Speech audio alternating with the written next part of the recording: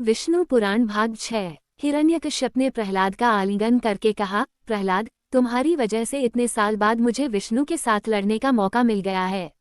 यूं कहते गदा उठाकर नरसिंहावतार के साथ लड़ने को तैयार हो गया। नरसिंह ने प्रलय गर्जन करते हुए उछलकर हिरण्यकश्यप को पकड़ लिया और उसको सभा भवन के द्वार तक ले गए। इसके बाद अंदर व बाहर से अतीत द्वार के चतुर्भुज पर, रात व दिन से परे संध्या के समय, आकाश व पृथ्वी से भिन्न अपनी जांघों पर रखकर, अस्त्र शस्त्र से परे अपने नाखूनों से उन्होंने ब्रह्मा से प्राप्त सभी वरदानों से भिन्न हिरण्यकश्यप को पेट फाड़कर मार डाला। नरसिंह ने प्रहलाद को अपने पिता की अंत्येष्टि क्रिया करने तथा राज्य सूत्र को संभालने का आदेश दिया। फिर उसको आशीर्वाद देकर नरसिंह अवतार विष्णु अंतर्धान हो गए। इस प्रकार जय और विजय का पहला जन्म समाप्त हो गया। विष्णु के आदेशानुसार प्रहलाद ने चिरकाल तक राज्य शासन किया और इसके बाद अपने पुत्र विरोचन को गद्दी पर बिठाकर वो विष्णु भक्ति से प्रेरित होकर जंगलों में चला गया। विरोचन के बाद उसका पुत्र बलि गद्दी पर बैठा। क्षीरसागर के मंथन के समय उच्चश्रवा नामक जो घोड़ा पैदा हुआ था, उस पर बलि ने अधिकार कर लिया। राक्षसों के शिल्पी मय ने उसके लिए थल, जल व गगन में विचरण कर सकने वाला वाहन बना कर दिया। अमृत की प्राप्ति में राक्षसों के साथ जो अन्याय हुआ, उसका बदला लेने के विचार से बलि देवताओं के साथ लड़ने को तैयार हो गया। देवताओं ने अमृत का सेवन किया था, इसलिए बड़े ही उत्साह के साथ उन्होंने राक्षसों का सामना किया। बलि ने इंद्र के साथ भयंकर युद्ध किया। उस संग्राम में राक्षस बुरी तरह हार गए। राक्षसों के गुरु शुक्राचार्य ने मृत संजीवनी विद्या के द्वारा मृत राक्षसों को पुनः जीवित कर दिया। देवताओं से मुंह की खाने के बाद बलि ने बड़ी लगन से राक्षसों को फिर से संगठित किया तथा देवताओं को हराकर अपने राज्य का विस्तार किया। सारे भूमंडल पर अधिकार करके बड़ी दक्षता के साथ राज्य करते हुए बलि चक्रवर्ती कहलाया। शुक्राचार्य ने उसके द्वारा 100 अश्वमेध यज्ञ कराए। इसके बाद बलि ने स्वर्ग पर आक्रमण कर दिया। उसके हमले से घबराकर स्वर्ग के निवासी देवता जंगलों में भाग गए। दिपाल भी बलि चक्रवर्ती की अधीनता को स्वीकार करके उसके आदेशों का पालन करने लगे। स्वर्ग, मर्त्य व पाताल लोकों पर चक्रवर्ती बलि न्याय और धर्मपूर्वक शासन करने लगा। उस समय इंद्र की माता अदिति अपने पति कश्यप से बोली, हमारी संतान बने देवता तथा शची व इंद्र जंगलों में असह्य यातनाएं झेल रहे हैं। उन्हें पुनः स्वर्ग पाने का कोई उपाय हो तो बतला दीजिए। इस पर कश्यप ने कहा कि तुम विष्णु के प्रति भक्तिपूर्वक व्रत का आचरण करो। अदिति ने कश्यप के उपदेशानुसार विष्णु के प्रति आराधना करके उनको प्रसन्न किया। विष्णु ने बताया कि मैं तुम्हारे गर्भ से जन्म धारण करके देवताओं को फिर से स्वर्ग वापस दिलाऊंगा। इस प्रकार विष्णु ने अदिति व कश्यप के यहाँ बौने शिशु के रूप में जन्म धारण करके दशावतारों में से 5वां वामनावतार लिया। वामन ने उपनयन के बाद वैदिक विद्याएं समाप्त कर ली और इंद्र के छोटे भाई तथा अदिति के प्यारे पुत्र के रूप में पलने लगे। उस समय बलि चक्रवर्ती नर्मदा नदी के तट पर शुक्राचार्य के नेतृत्व में विश्वजित यज्ञ प्रारंभ करके अपार दान दे रहा था। वामन ने जनेऊ, हिरण का चर्म व कमंडलू धारण किया, छाता हाथ में लेकर खड़ाऊ पहन लिया और मूर्तिभूत ब्रह्म तेज के साथ बलि चक्रवर्ती के पास चल पड़े। छोटे छोटे डग भरने वाले वामन को देख यज्ञशाला में एकत्रित सभी लोग प्रसन्न हो उठे। वामन ने बलि चक्रवर्ती के समीप जाकर जय जयकार किया। वामन को देखते ही बलि के मन में अपूर्व आनंद हुआ।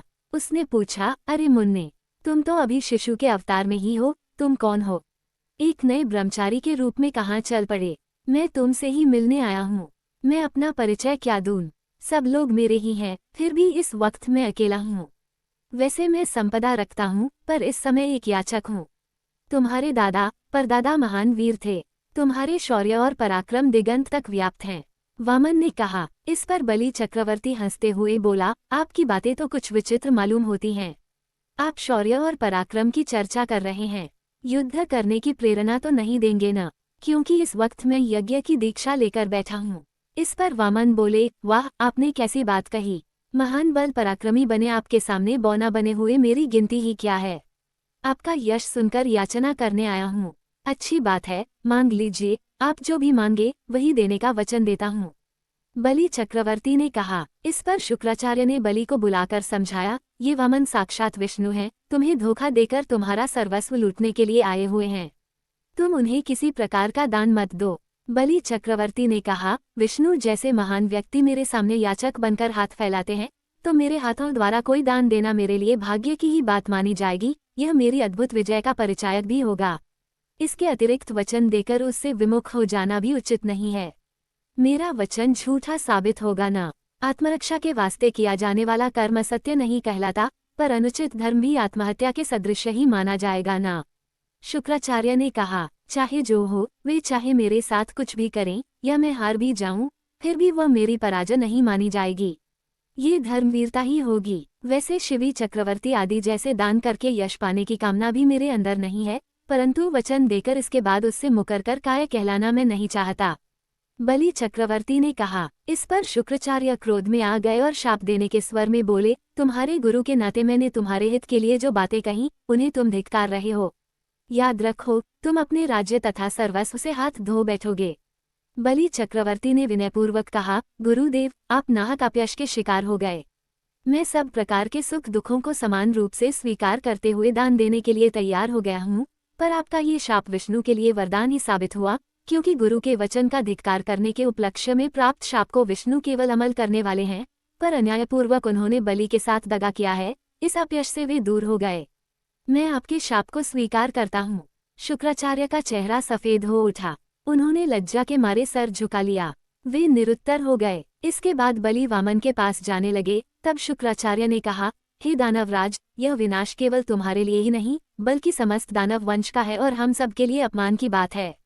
शुक्राचार्य ने चेतावनी दी, यही नहीं बल्कि एक दानव ने न्यायपूर्ण शासन किया है, धर्म का पालन किया है और विष्णु को भिक्षा दी है। इस प्रकार समस्त दानव वंश के लिए यश का भी तो कारण बन सकता है। बलि यूं कहकर वामन के पास पहुंचे। इसके बाद बलि चक्रवर्ती की पत्नी विंध्यावली स्वर्ण कलश में जल ले आई। स्वर्ण थाल में वामन के चरण धोए। उस जल को बलि ने अपने सर पर छिड़क लिया। तब बोले, हे वामन रूपधारी, आप जैसे महान व्यक्ति का मेरे पास दान के लिए पहुंचना मेरे पूर्व जन्म के पुण्यों का फल है। आप जो कुछ चाहते हैं मांग लीजिए। रत्न, स्वर्ण, महल, सुंदरियां, शस्य क्षेत्र, साम्राज्य, सर्वस्व, यहाँ तक कि मेरा शरीर भी आपके वास्ते प्रस्तुत है। महाबली, तुमने जो कुछ देना चाहा उनको लेकर मैं क्या करूंगा। मैं तो हिरण का चर्म बिछाए ब्रह्म निष्ठा करना चाहता हूँ। इस वास्ते मेरे लिए 3 कदम की जगह पर्याप्त है।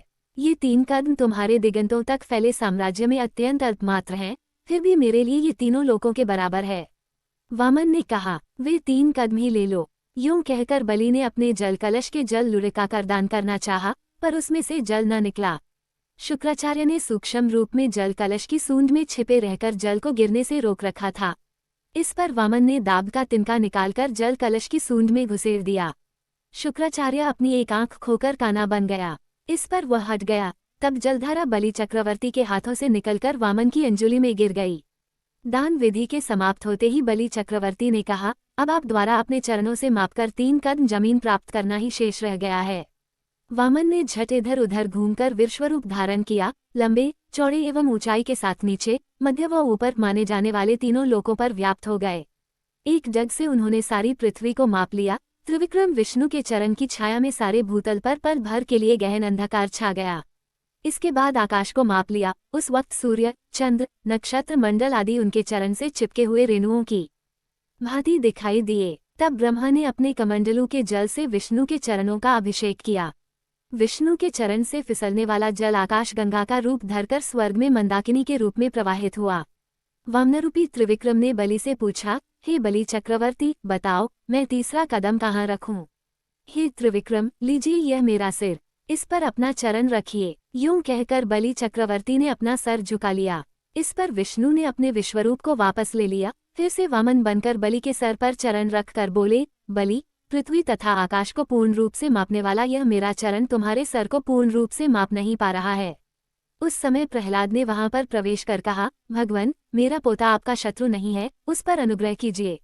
बलि चक्रवर्ती की पत्नी विंध्यावली ने कहा, वामनवर, मेरे पति का किसी भी प्रकार से अहित न हो, ऐसा अनुग्रह कीजिए। बहन, आपके पति के लिए हानि पहुंचाना किसी के लिए भी संभव नहीं है, इसलिए तो मैंने याचक बनकर उनसे दान लिया है। इनका धार्मिक बल ही कुछ ऐसा है। यूं समझाकर वामन प्रहलाद की ओर मुड़कर बोले, जानते हो बलि मेरे लिए कितने प्रिय व्यक्ति हैं। ये कहते वामन विष्णु की संपूर्ण कलाओं के साथ शोभित हो लंबे वेत्र दंड समेत दिखाई दिए। हे बलि चक्रवर्ती, तुम्हारी समता करने वाला आज तक कोई न हुआ और न होगा। आदर्शपूर्ण शासन करने वाले चक्रवर्तियों में तुम्हारा ही नाम प्रथम होगा। मैं तुम्हें सुतल में भेज रहा हूँ। पाताल लोकों के अधिपति बनकर शांति एवं सुख के साथ चिरंजीवी बनकर रहोगे। तुम्हारी पत्नी तथा तुम्हारा दादा प्रहलाद भी तुम्हारे साथ होंगे। मैं तुम्हारे सुतल द्वार का इसी प्रकार दंडपानी बनकर तुम्हारा रक्षक रहूंगा। यूं कहकर वामनावतार विष्णु अंतर्धान हो गए।